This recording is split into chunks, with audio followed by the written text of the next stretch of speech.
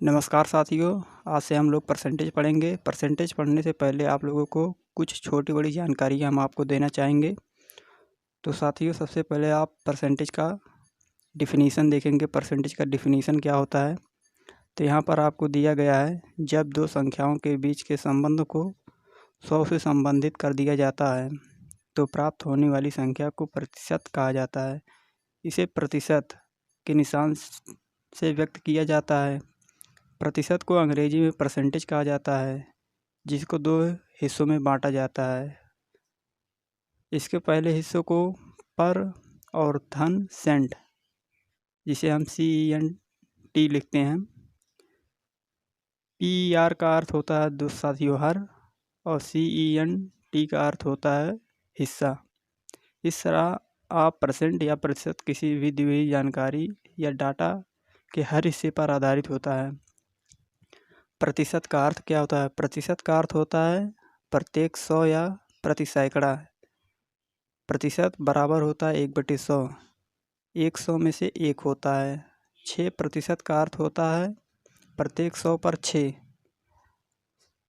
प्रतिशत भिन्न, प्रतिशत को भिन्न में बदलने के लिए उसे 100 से भाग देते हैं, जैसे कि 20%। परसेंट का चिन्ह हटाएंगे तो बटे में 100 आ जाएगा, इसलिए हमने 20/100 लिख दिया। 20/100 को काटेंगे तो 1/5 आ जाएगा। अब तीसरा है साधारण भिन्न। साधारण भिन्न को प्रतिशत में बदलने के लिए उसे 100 से गुणा करते हैं, जिसे आपको नीचे उदाहरण के रूप में समझाया गया है। जिसे यहाँ पर दिया गया है 3/5 को प्रतिशत भिन्न में बदलिए। तो यहाँ पर हम 3/5 पहले लिखेंगे, फिर बराबर का साइन लगाएंगे, फिर 3/5। तो जैसा कि हमने तीसरा नियम बताया है, प्रतिशत भिन्न को प्रतिशत में बदलने के लिए 100 को से गुणा करते हैं।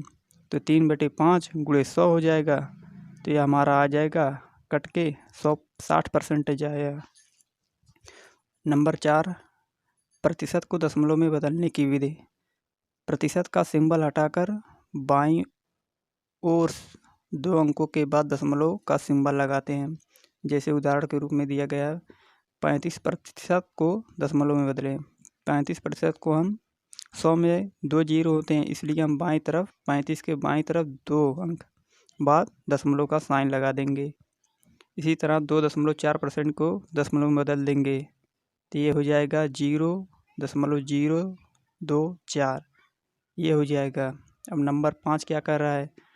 दशमलव को प्रतिशत में बदलने की विधि। दशमलव बिंदु के दाहिनी ओर 2 अंक बढ़ा देते हैं और उसके बाद प्रतिशत का चिन्ह लगा देते हैं। धन्यवाद।